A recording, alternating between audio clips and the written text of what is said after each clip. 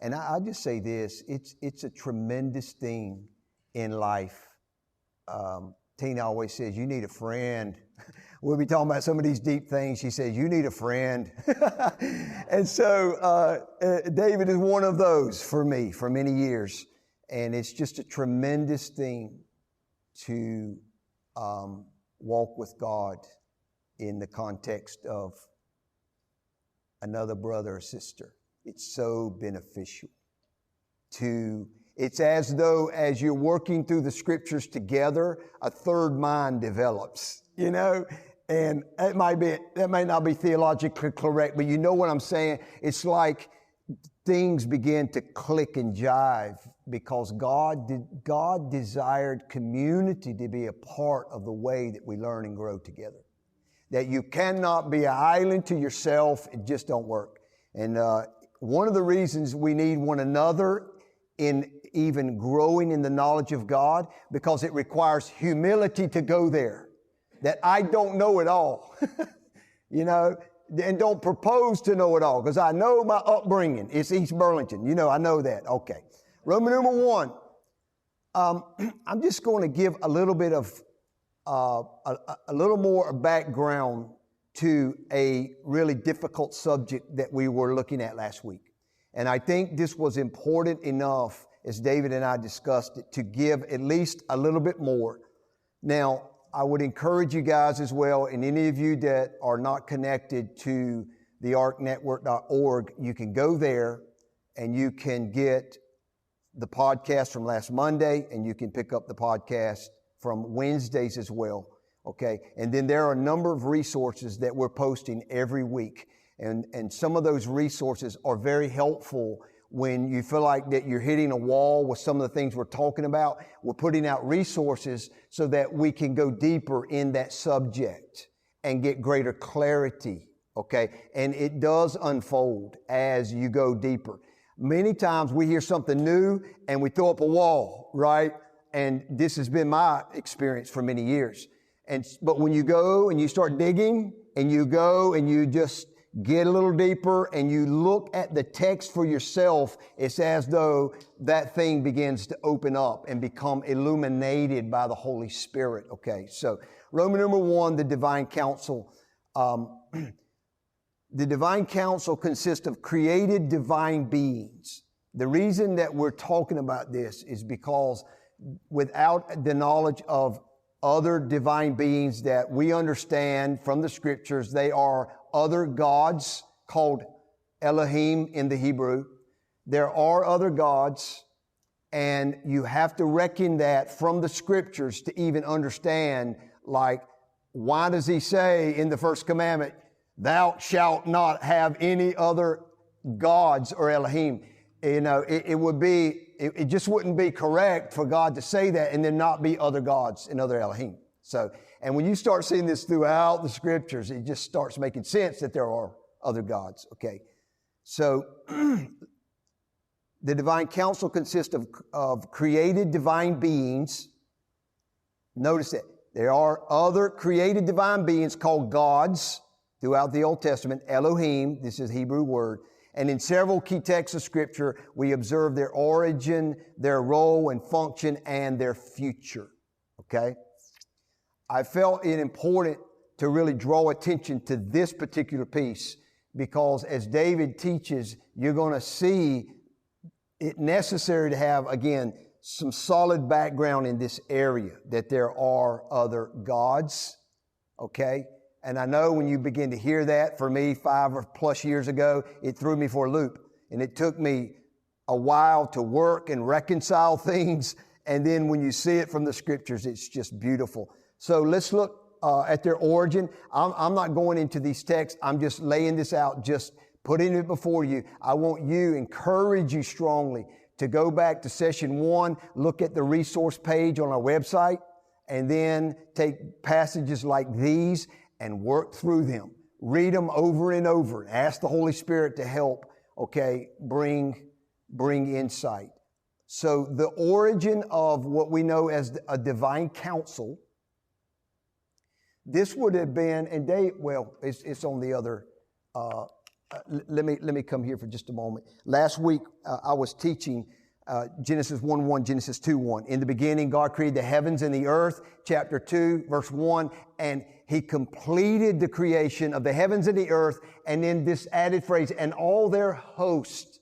And all we tried to say is there are the heavens and the earth and this one realm, okay? And there are hosts. Where do you put the host? Well, we know there are what's known as the four living creatures, seraphim, cherubim. They're around God in the heights of the heavens called the third heavens.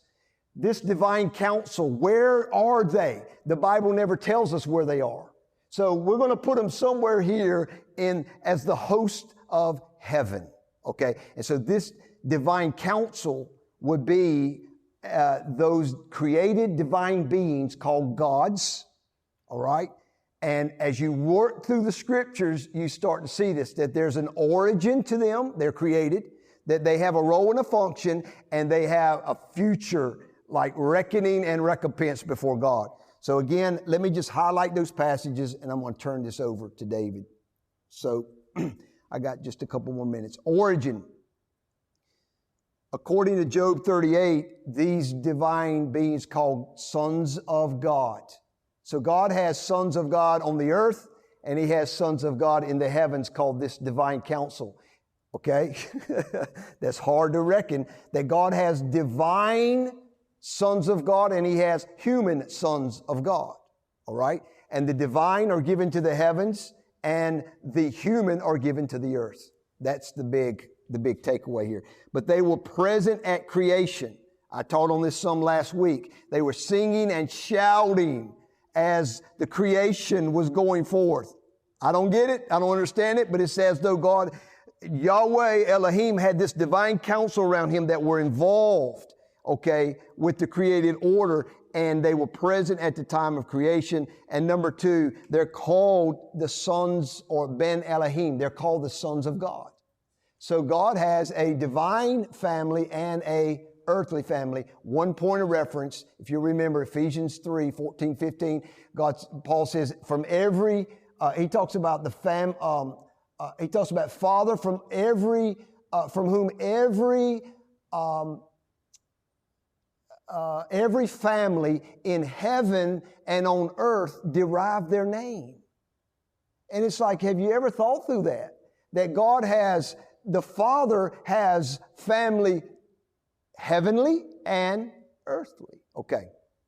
But there are some passages there again that you can look at that they're present at creation and they are divine sons. There's a family that this divine counsel, we're just adding insight to what that would look like. Look through those passages.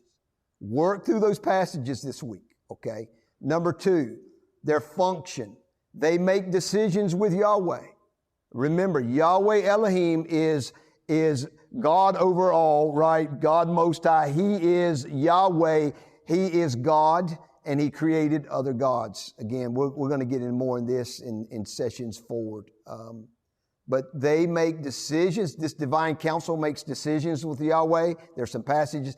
And they have been given delegated authority from Yahweh over the heavens and the nations.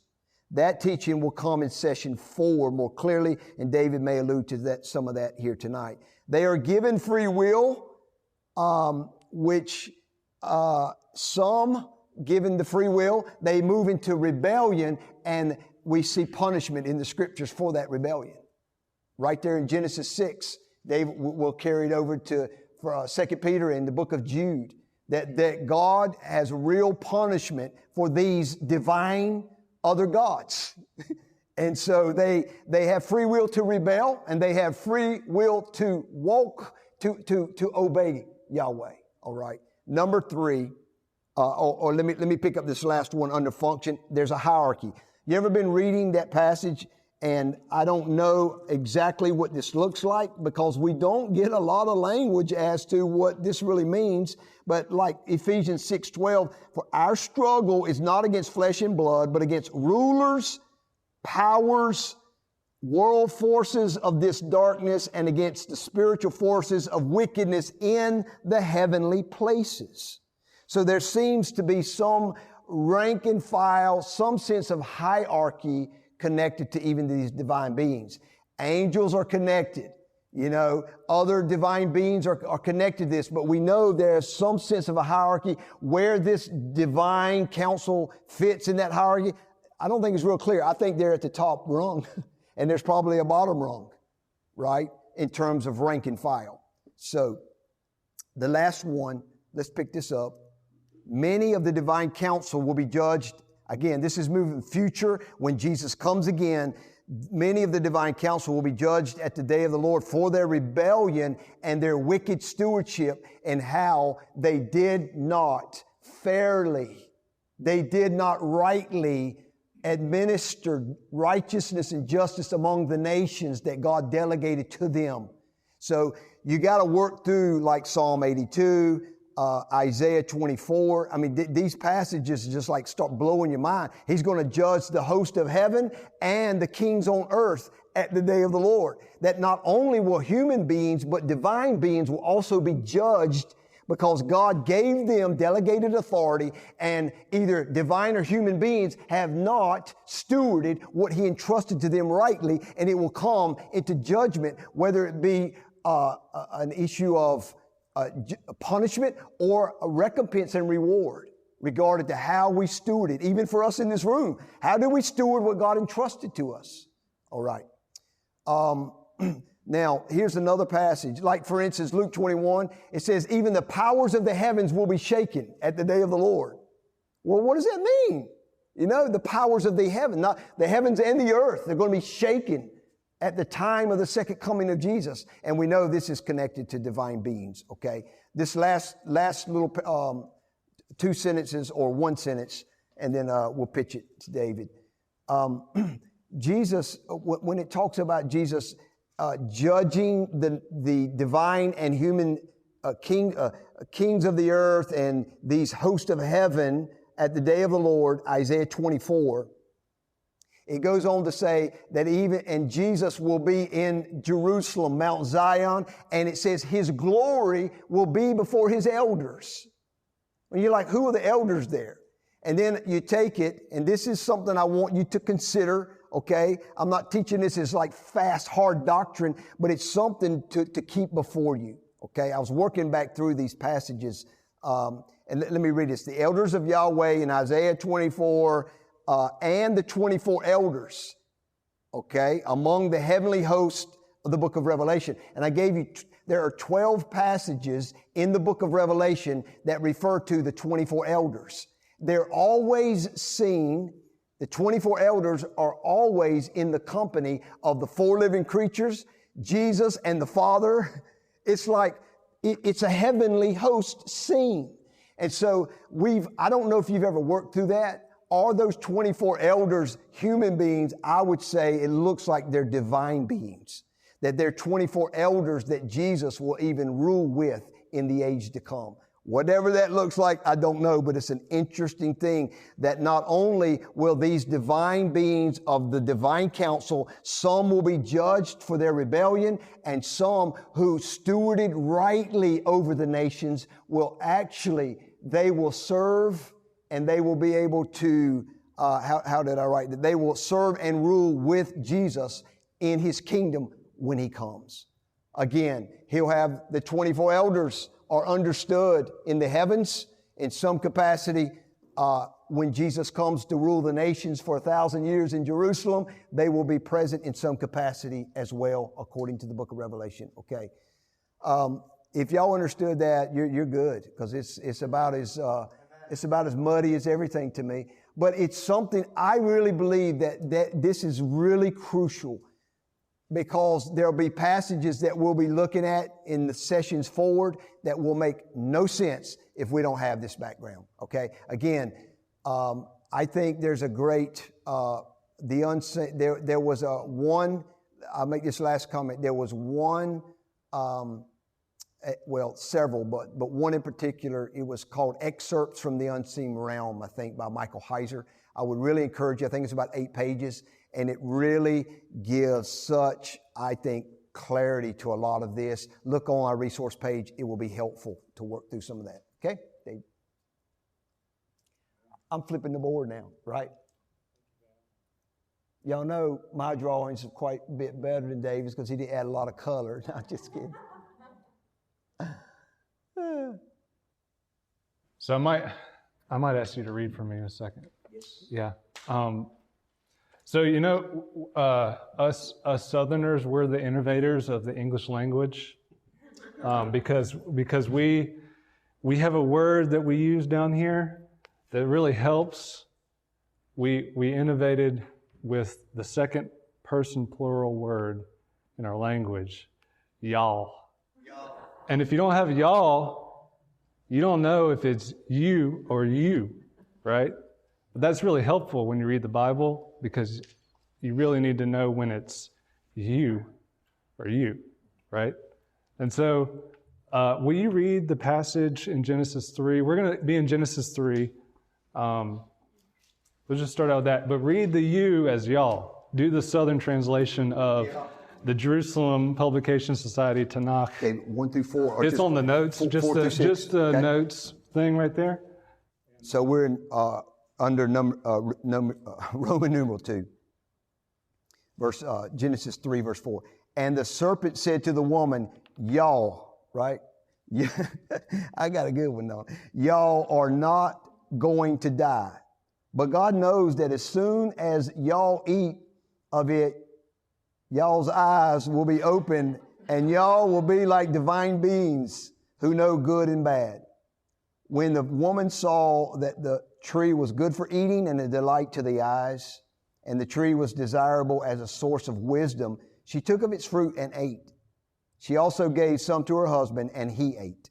Okay, so this is the familiar Genesis 3. And what we're going to do tonight is look at Genesis 3, 6, and 11 as these different kind of rebellions and transgression of boundaries that happen between divine beings and human beings. But this passage, it's a little bit different because you've seen this translation. We're going to get into the issue with divine beings. But first of all, the y'all is important because you guys have probably heard this before. Every reference in here is in the plural. So Adam is standing with his wife, and this serpent is in the discussion. So if you don't see the plural, you don't get that referent. But they're both talking to the serpent. And I know we're extremely familiar with this passage because this is the passage for sin, right? But we're also going to look later in a few minutes at Genesis 6, within Jewish tradition, is emphasized as a passage for sin. And so we don't normally connect with that one as much in our traditions. But with this, if you look on the notes, they're really kind of, I tried to put as much as we could in here in a short span here, but the first referent, we talked about God is always in the plural in Hebrew. And so every reference is in the plural, but the context helps you understand whether it's God Yahweh, who's dwelling at the height of the heavens, that's in the Hebrew up there, Yahweh, or whether it's referring to these other created entities as divine beings. And so here in Genesis 3, the way we know the first God is in the singular, because God knows, the verb for knows is in the singular. So it's God, Yahweh, knows that when you eat of it, you will be like the Elohim, like the gods, knowing good and evil, okay? So the second referent is the normal referent of like divine beings or like the Elohim, okay? And so what is going on with this enticement of humanity, right? And the serpent. And so the issue for this is related to the knowledge of good and bad, knowledge of good and evil. And this is not just a moral category of knowledge of what's good and what's wrong, right? But this is a knowledge of that is used to discern what is helpful or harmful in life. It's basically divine beings have the authority to independently be masters of their own destiny. This is the allurement of it, is that you actually know that you can navigate this and it will result in well-being independently, in and of yourself. Okay? The way it's connected with this tree that she's talking about, that Adam and Eve are being allured to take from this tree, is desirable as a source of wisdom, which wisdom also carries the idea of success. It's that I could take this and independently arrive at success, as opposed to reliance on the kind of, quote, stipulations that have been set for man in the garden. Don't eat of this tree. You can eat of these trees, but don't eat of this tree, right? And so it's an issue of independence. And I know you guys have probably heard things like this. You probably worked through things like this. But the thing with divine beings is that they have autonomy. And this is part of the allure for human beings to want to be like the gods, knowing good and evil. All right? And so we obviously see that the other side of it here is divine beings, they live on forever. This is one of the things of the gods, is that they live forever. And man had a really special fruit from a really special tree that if they ate from it, they would live forever. But what happened? They couldn't eat from the tree anymore in post Genesis 3. I mean, at the end of this, we see.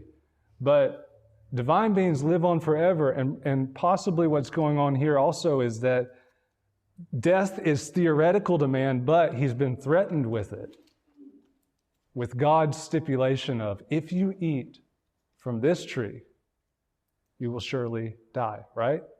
Dying, you shall die. And so, an Elohim-like existence would give human beings a way to not even be threatened by mortality. Okay? This is kind of behind some of the behind-the-scenes workings of what's going on with the allurement of eating from this tree. Independence, autonomy, right? And so, these three words here, we're going to look at them more, but when you see, when the woman, she saw the tree is good, and she took, and she ate, and she gave it to her husband, and he ate. It actually has like, the verse has all these verbs crammed into it. So when you're reading it, it's just like, they do this really fast, and it happens really quickly, right? And when I know that we know this is a very familiar story here to us, but so the Lord, obviously we know the story, comes in the garden. We know the narrative, and we look at what's going on in verses 14. It's not in the notes, but we could talk about this more later. But in 14, there's the curse on the serpent. There is the woman is multiplied pain in childbirth, and that same word is used for man. In pain or toil, you will eat of the cursed ground. And so the ground is cursed, and man and women are both frustrated in their roles, but not absolved of their responsibility that they were given as images of God over the earth to steward what God made in the earth. But they're frustrated unto humiliation and returning to the dust, right? This is what we kind of reference as the curse, right? And then we see in verse 22, Yahweh Elohim said, "Behold, the man has become like one of us, knowing good and evil. And now he might stretch out his hand and take also from the tree of life and eat and live forever. Therefore, Yahweh Elohim sent him out of the Garden of Eden to cultivate the ground from which he was taken. So he drove the man out. At the east of the Garden of Eden, he stationed cherubim, the flaming sword, which he turned in every direction to guard the way to the tree of life." Right? So this pronouncement is very similar to what we looked at last week. For those of you who were here, we were talking about when God makes man, he said, "Let us make man in our image." This is a similar pronouncement where Yahweh is speaking to this council, and he says, the man has become like one of us in this autonomous type thing, right? He's tried to exert his authority and autonomy, and knowing good and evil, having experienced this thing, right, taking and eating of the fruit, let it limit his access to the immortality of the tree, right? And it's actually a very merciful thing, but it's the judgment of, mere mortals shut off from the garden, and that little fruit that keeps you alive forever, right? This is kind of the narrative of the story. It's the tree that gives life. And we see that tree coming up again later in the scriptures at the end. Yeah, Ezekiel 47, reread that, guys. This is how life will be perpetuated in the age to come. There'll be trees by that river coming out of the throne, out of the temple in Jerusalem, and we will eat from those trees to perpetuate life, just like Genesis 3. It's really, anyway, Ezekiel 47, check that out, okay? Yeah, so, and just to reiterate, this is to be like the gods in this sense. It's not to be God, like you just want to, I want to be God, like I want to be Michael Jordan, or, it's not like that. It's like, it actually is to exert independence and to have autonomy apart from what the kind of stipulations of the Creator set forth, okay? And that is what's going on in the allurement of Genesis 3. The transgression, right, David? Yeah, the boundaries. The boundary.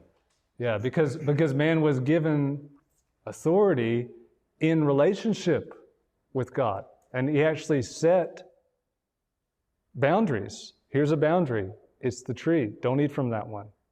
And man oversteps that, right? So we know this. This is our story, so to speak, right? So let's move forward into Genesis 6. We're going to kind of bounce back and forth a little bit, but Genesis 6,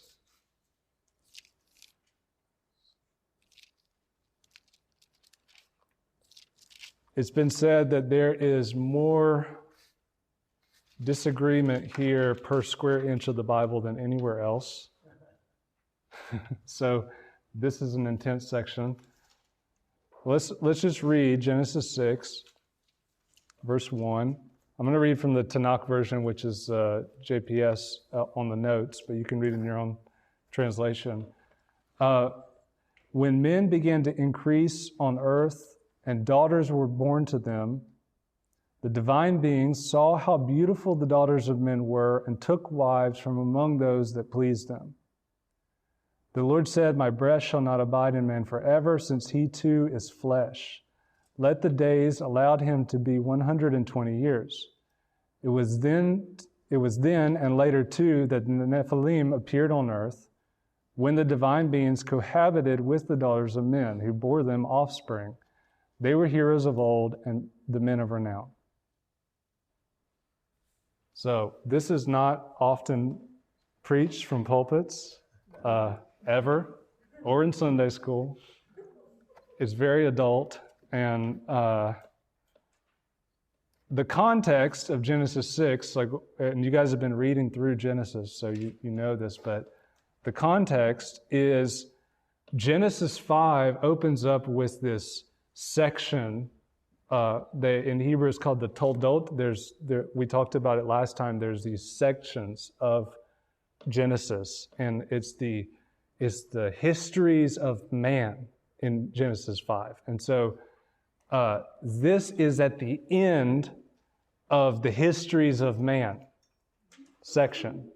And the histories of man starts in Genesis chapter 5, and you see man in Genesis chapter 5 sitting on death row.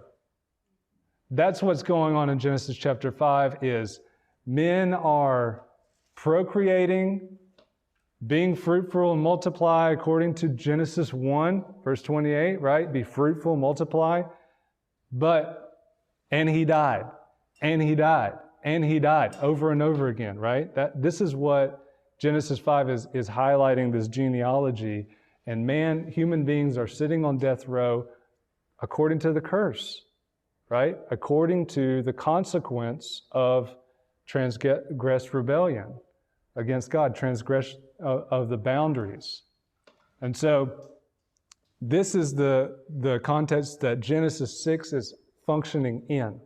Okay, so it's not like 6 is after, it's like during this period, right? So if you look on the second page here, now start to break this very difficult passage apart. Bless you, brother. Yeah. So when men are multiplying on the face of the land, daughters are being born to them, and the sons of God, these are not progeny of Yahweh, like other ancient Near Eastern cultures have these narratives and stories about gods mating with each other and giving birth to children and these children being gods and all of this stuff. Okay, this is throughout like Babylonian literature and other ancient literature of the Middle East.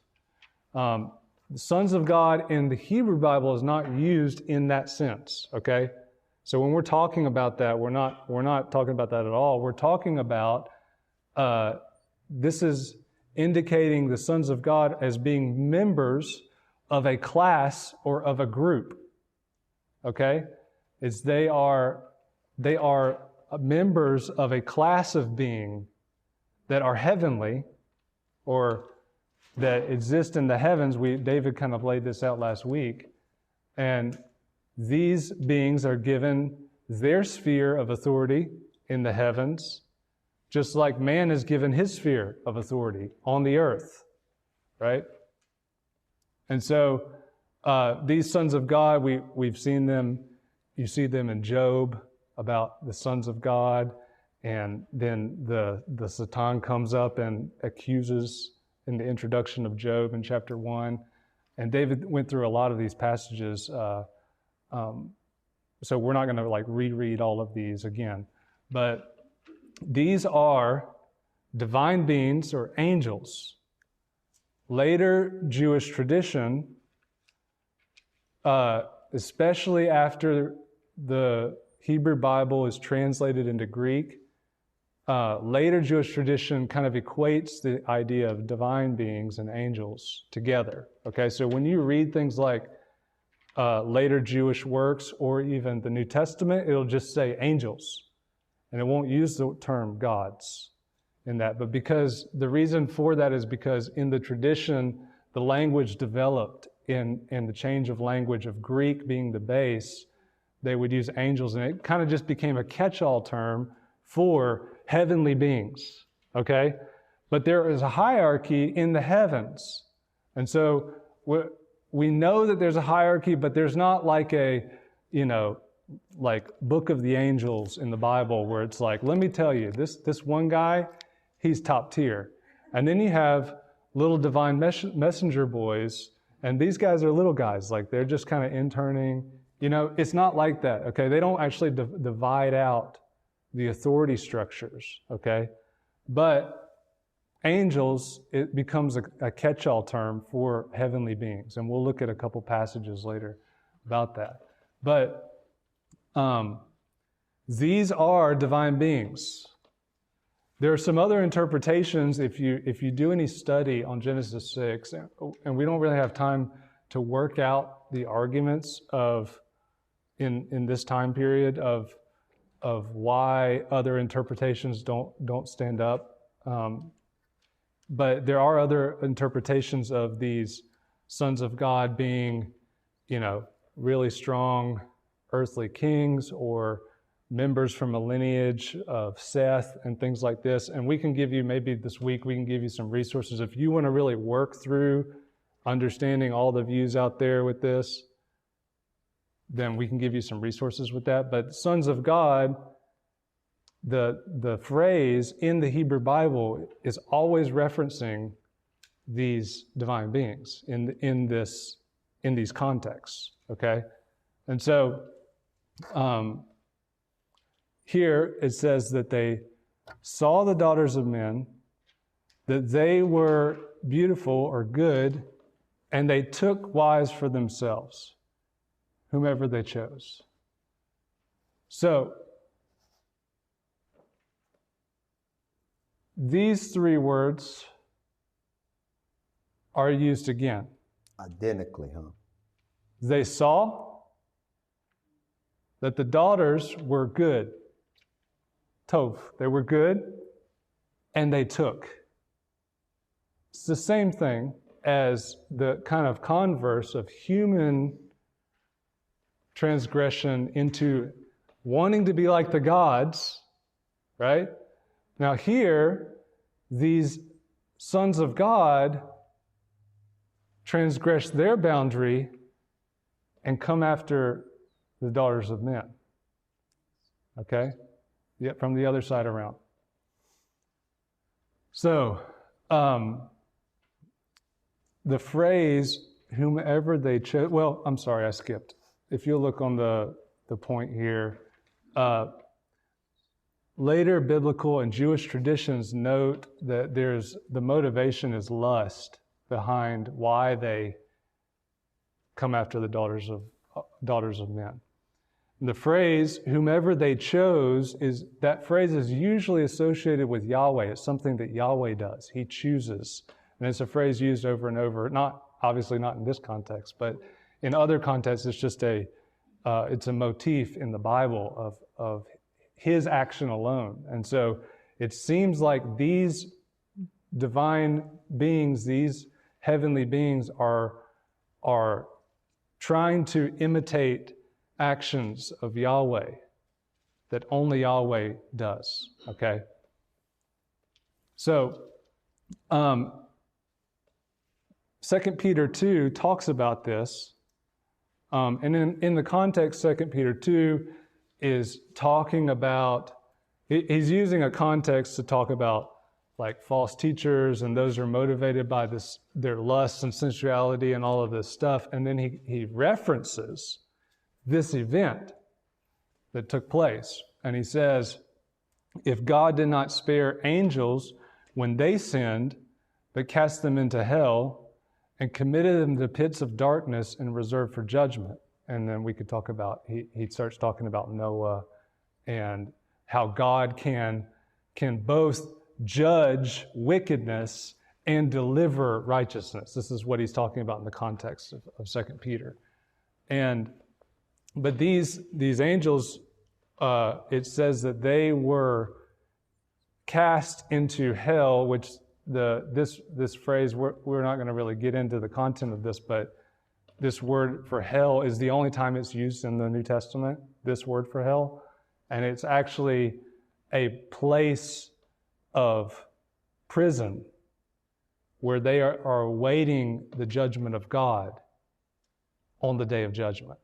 It's a very special place. And in Greek language, this word is where, in Greek mythology, it's where the Titans and all of these language of Titans went and were imprisoned for, within Greek narratives, okay? But Another one, Jude 6, and angels who did not keep their own domain, but abandoned their proper abode, he has kept in eternal bonds under darkness for the judgment of the great day. So these are angels who transgressed their domain. They had a domain, and they stepped beyond that domain. Okay. I know this is really hard for us to like this is so weird, right? But here it is. Okay. So to take a wife, it says the sons of God saw that they were good and they took. To take a wife, that phrase in the Hebrew Bible is a standard phrase for marriage. Okay? So it's used over and over again for marriage, not for rape or adultery or things like that. Okay? And so, you guys probably think I'm a weirdo, but if you go on Amazon and you type in Nephilim or Sons of God, you're going to get all these crazy books about, the rape of the daughters and all kinds of weirdness, right? Conspiracy theory road, right? But here, Genesis is actually being very concise and clear with what's going on with this exchange and these unsanctioned unions. To take a wife is the word for marriage. And so what is happening, the precedent of it is in Genesis 4. If you look in 4:19, Lamech took to himself 2 wives, which is unique in and of itself, but of having 2 wives. But the precedent of that phrase, and is used other places in the Hebrew Bible. And so there is no rape or adultery, but it's consent and willingness to participate. Now, if that was going on, Daddy had a say. Ancient Near Eastern cultures, marriages don't exist without patriarchal approval, right? You get in trouble these days just about for, you know what I mean? But it's that's what's going on, is that if these are real marriages, then fathers would have been approving of these unions. Earthly fathers giving their daughters to these beings that are wanting to. Okay? So what is happening here is that the consent makes humanity culpable, responsible in what's going on. What's going on? Man is sitting on death row. And what's happening? Maybe our children, maybe the children will live forever. Maybe life, there's another way to life that was like in the garden. Maybe there's another way, right?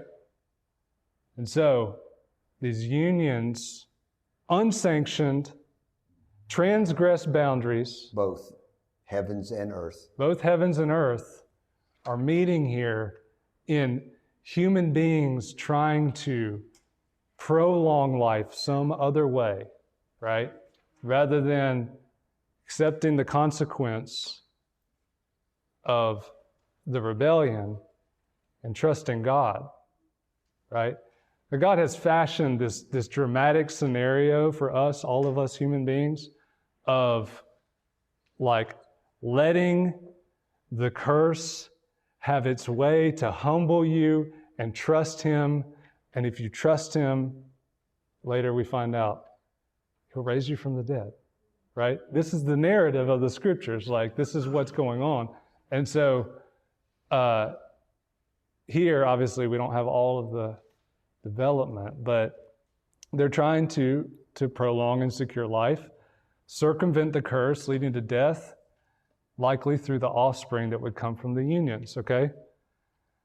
So, then the Lord said, my spirit shall not strive or remain with the man forever, because he also is flesh. Nevertheless, his days will be 120 years.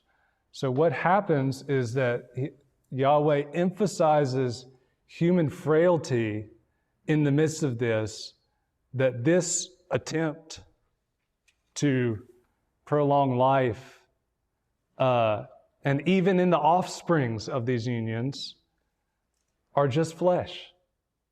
They're still destined to dust, basically. And what happens is the pronouncement of limitation. Life will be 120 years, right? Even these offspring they're just men. Even if they have, quote, divine on the father's side and human on the mother's side, they're just men. Okay? So, David, just hit me that the limitation to 120 years is one piece, and then we're getting ready to flood, right? Yeah, exactly. Yeah, so this bleeds into the corruption that's happening all around for humanity, and then God's only recourse for it is total flood, destruction and judgment of that. So, so verse 4, we're just going to hit this really quickly, but the Nephilim were on the earth in those days and also afterward, when the sons of God came into the daughters of men, and they bore children to them. Those were the mighty men who were of old, men of renown. And so these Nephilim and mighty men are the offspring of these unions. And verse 4 is kind of giving you what's going on in verse 2. When it says they took wives from whoever they choose, it's like, okay, in verse 4, let me explain to you a little bit about what that means. Okay, that means that these mighty men, Nephilim, were born to these unions, okay? And Nephilim is only used twice, here and in Numbers, the Hebrew Bible. And so these, it actually is translated as giants in the Greek translation. And so these are giant offspring. And that is a big thing. In Jewish tradition, we're not going to get into all this, but if you read later Jewish works, they really talk a lot about this event. If you read through the pseudepigrapha and these other books, like you may have heard the Book of Enoch, the Book of Jubilees, these Jewish writings that were happening between the time of Malachi and our New Testament, they really expound a lot on some of the traditions around this event, okay? And we're not going to get into all that because I think Genesis gives us really the framework that we need to understand what's going on. And we don't have to delve too much into that content. But Genesis really lays out divine transgression of boundaries and human are responsible and involved. They're not just on the receiving end of this thing, but it's both and going on. Okay, so what happens is the transgression with these words even is the sequence of saw, good, took, is that the divine beings, their transgression is encoded with the language of human transgression. So it makes them join together. The sequence of these same three words being used is trying to help us understand that this is an event like Genesis 3, right? But it's coming from a different angle. You guys tracking with me? Yeah? Okay. Weird chapter, I know, right? So, let's look at verse. I'll just note this really quick in the notes at the bottom. You can look at the footnote, but Genesis 3 and 6 both served as explanatory texts concerning sin in Jewish tradition. And so, when they talk about how did sin originate, there's two main explanations. Adam and Eve brought evil into the world through their transgression of God's command, and the intercourse of the angels and women in the time of Noah was so heinous that it changed the moral nature of humanity. Both of these events become starting points for the sin and corruption in the earth. All right. So let's look at Genesis 11.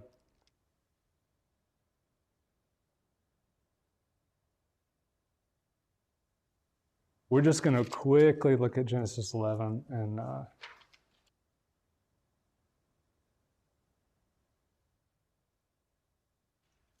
familiar passage again, but we'll just read this. Now the whole earth used the same language and the same words. It came about as they journeyed east. They found a plain in the land of Shinar and settled there. They said to one another, "Come, let us make bricks and burn them thoroughly." And they used brick for stone, and they used tar for mortar. They said, "Come, let us build for ourselves a city and a tower whose top will reach into heaven. Let us make for ourselves a name, otherwise we'll be scattered abroad over the face of the whole earth." Then the Lord came down to see the city and the tower which the sons of men had built. The Lord said, "Behold, they are one people, and they all have the same language. This is what they began to do, and now nothing which they purpose to do will be impossible for them. Come, let us go down, and there confuse their language so that they will not understand one another's speech." So the Lord scattered them abroad from there over the face of the whole earth, and they stopped building the city. Therefore its name was called Babel, because there the Lord confused the language of the whole earth, and from there the Lord scattered them abroad over the face of the whole earth. Okay, Genesis 11, again, is kind of another picture, all right? These three chapters really span like almost 2,000 years, right? So we're just talking about three events within the scope of 2,000 years. That Genesis 11, the building of a tower into heaven, is not that God doesn't like big buildings, but what's going on here is that humanity is trying to interface with divine beings again. They're trying to overstep the fixed boundaries that Yahweh set. And if you guys know the term ziggurat. The ziggurat, you've probably seen them in pictures of, they exist in the Middle East, they existed in South American cultures and different things, that these were symbols of mountains. And they were meeting points between the heavens and the earth for divine beings to come. And so if you remember, David talked about in Genesis 1 that there was a mountain in the garden, right? And so even the fact that there are even all these other traditions about mountains and gardens and like the features that we see in Genesis, it's like kind of even a testimony in and of itself of the reality of what's true and all of the kind of attempts to have a narrative based on what was real, right? And so they're trying to build this connect point between heaven and earth. And access to gods. This was where, in tradition, the god would come down from the heavens on the top of the ziggurat, and there would be interaction. So this is what they're attempting to do. Let us make for ourselves a name. Let us make for ourselves fame and reputation and a memorial in light of what we're building this city, right? Conversely, in Genesis 12, what we'll see in a few weeks too, is that God makes Abram's name great. He doesn't have to do it himself the way that the men are attempting to do. And so, and then the last phrase here says, otherwise we will be scattered abroad over the face of the whole earth. And so this is a human consolidation to gather together in defiance of the commandment from God in Genesis 1, and then reiterated again in Genesis 9 to fill the earth and subdue it. And so they actually saw that as a negative, according to what they thought should be for them. And so they gather and build a city and build a tower.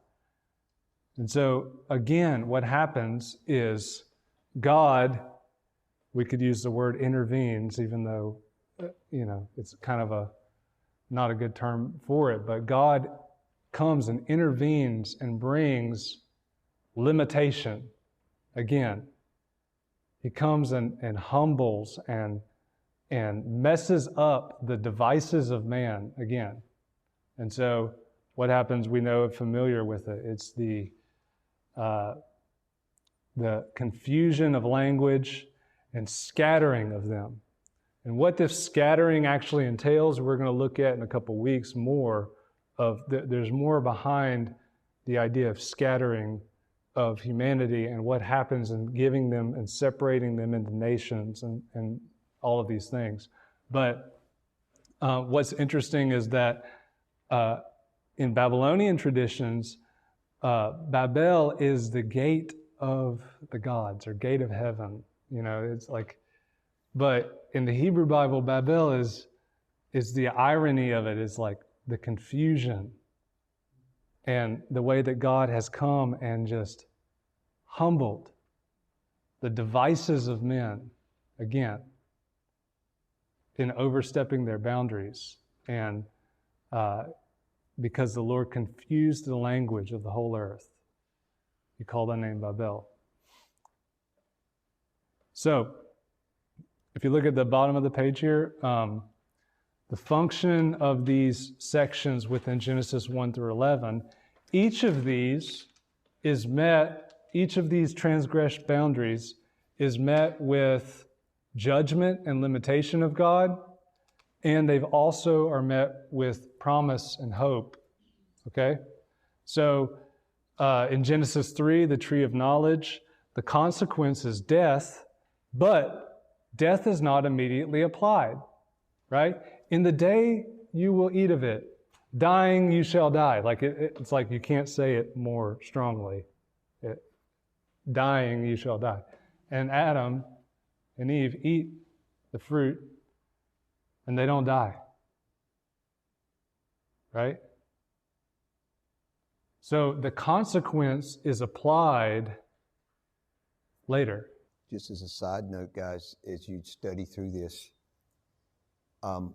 was it a spiritual death or a physical death that God is speaking of? It's really important as you interpret the scriptures, okay? And we'll be cleared here to say it's physical, not spiritual.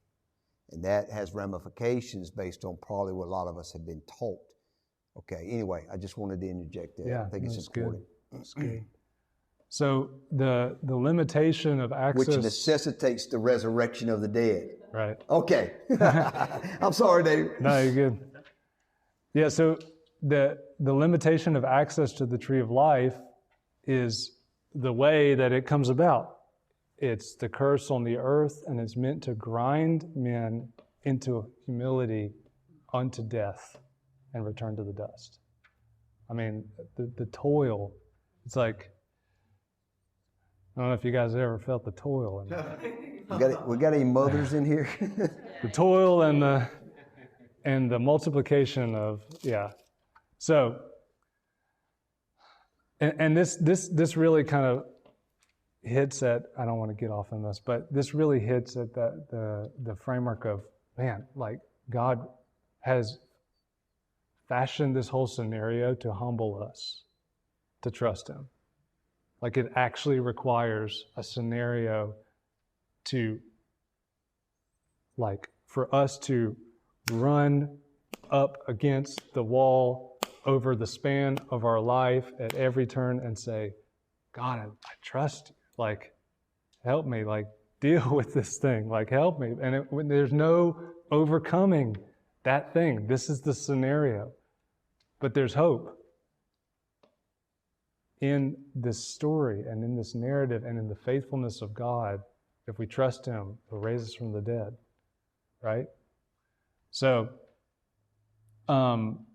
Genesis 6, divine human unions. Again, the consequence is not immediately applied, but there's a limitation of the lifespan to 120 years, and then the judgment of the flood. Genesis 11, we have the consequence of language confusion, the disinheritance to other authorities, and their scattering. Now, on the other side of this, there are 3 promises or like covenants related to that follow each judgment. And so in Genesis 3, there's in the midst of Him pronouncing curse, He talks about the seed that would crush the head of the serpent. In Genesis 3:15, that there would be an offspring of humanity that's going to crush the serpent and bring restoration. It's the idea of this. And we even see the expectation of that even in Eve and what she's expecting in a child and all of this, right? Genesis 9, after Genesis 6 and the flood and all the events of the flood, we see God establishes His everlasting covenant with Noah, Noah's offspring, and animals, living creatures on the earth, right? It's so crazy because it's like the covenant with Noah is made with the ants and the flies and the bugs and the bears and everybody, everything. They are covenant partners in this covenant. And then Genesis 12 is on the heels of, obviously, Genesis 11 with the Tower of Babel, and it is the covenant with Abraham. And it begins to really unfold this Jewish narrative of the Hebrew Bible. It's all a story about Israel. And so these are following each of these rebellions. And so I think these rebellions function within this beginning of part of Genesis as instruction to both humans and these other beings related to God's order and the boundaries that He's fixed from the beginning. And so we have to understand that these are really crucial instruction for us in our response to what is real and what God is doing, but also to understand the unfolding of the narrative in Genesis 1 through 11 as setting up for what we start to see with Abraham. I don't know, David, if you had anything to add to that or... Thank you, brother. Thank you. One of the things that we're praying about, and I will say this, is that we want to grow in the knowledge of God, right? And we want to know these things. And it's important to know these things because they give the paradigm and they give us the lens through which to see things rightly. That's the key. Because again, when we get right on the foundation, when you're reading other passages in the prophets of the New Testament, it's like, oh my goodness, you know. And there's many connections some of you are making just by sitting here tonight. alongside of that is that we find ourselves in this place of practical righteousness and obedience. That we, like Johnny, don't put your hand on the stove, right? And little Junior, okay, we'll call him David, he's learning from Johnny that Johnny actually touched the stove, and maybe David realizes, if I touch that stove, I'm going to burn myself, I'm going to get a spanking, right? And so can we learn from these three divine rebellions so we don't have to go down the same road? Can we learn from the curse that God has put into the earth, that He's trying to humble the pride of man, that when we keep hitting that wall, we would humble ourselves, we would repent, and we'd be a people of obedience. So again, we want the knowledge of God to help inform our obedience to be a people who walk in love and who walk in righteousness. Amen. Okay. One of the things that Cynthia was mentioning, she's like, when do we get to ask our questions? And who knows, because maybe the community would help answer the questions. And I mentioned to her, it might be best to, like, we have a place, the Ark Voxer is a place we wanted to try, be a place to ask a question, and maybe some issue of response and answers would come there. But you may have an individual question that you just want to place in front of someone here, or particular David and I. Maybe you can submit those by paper, or you could submit those to a personal text to me and or David. And one of the things that we can do is take some of those, and if we see a thread inside of some of the questions, that would help inform David and I in our follow-up response with resources this week and the podcast that we do at his home in his studio. It's really awesome. But on Wednesdays. So I just want to encourage you, if you have a question and it's just like there, maybe write on a sheet of paper and slide it to me or David. Or obviously, we know most of you guys, so you can shoot a text our way, and we'll try to work toward, moving that into a proper place of answer. So I want to just make sure that's important, okay, because it's not just what happens here. We hope that the resources and the follow-up podcast is part of the equipping process as well. Okay. Father, we are so thankful for, again, the entry of your word to our minds, to our hearts. Father, we ask again, according to Psalm 119, 130, that the entry of your word and the unfolding of it among us will continue to bring light, and you would make a simple people wise. Your way, Yahweh, in Jesus' name, amen.